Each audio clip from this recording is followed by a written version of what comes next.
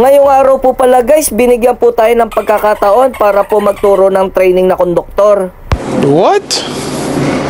Tuturuan po natin siya kung paano po mag-customer service at paano po manikit at maningil ng tama. Ang una po natin gagawin is tuturo po natin sa kanya kung paano po manikit. Pangalawa po ay ang paggamit ng po at opo. Tinuro ko rin pala ay ang pagtulong niya sa mga senior PWD at mga buntis at may mga bata. So guys, mga pala si Ronald Hermina, bagong konduktor ng Herman. Apprentice ni Boss Edgar. Yes!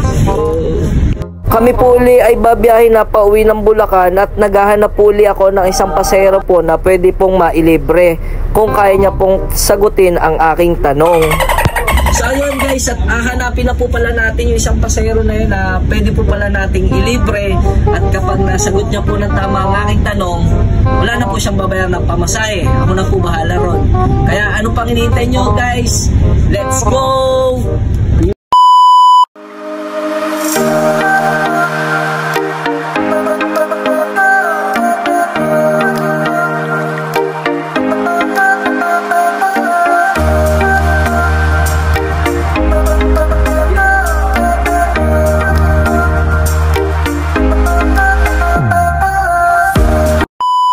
Sali po kayo sa video ko.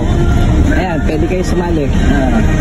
May premyo po kayo pagka natama niyo yung sagot. Pag basta sino po mauna sa inyong unang makasagot, yun po yung may premyo. Ano po, sali kayo tay. Sa ano tayo? Sa mat po tayo. Tatay.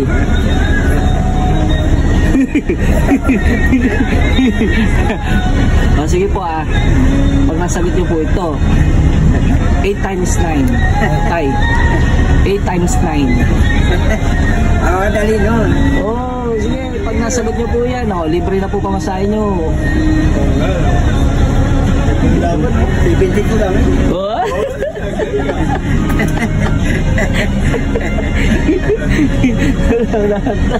Ako na bahala, datay.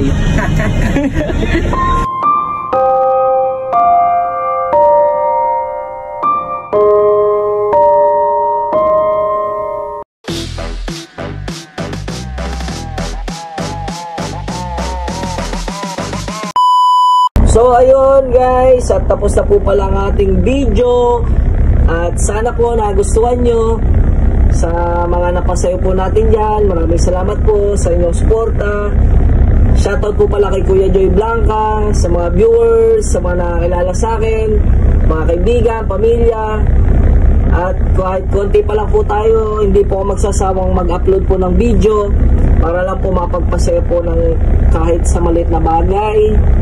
Yun lamang po, at maraming salamat. Sana wag po kayo magsawang sumuporta.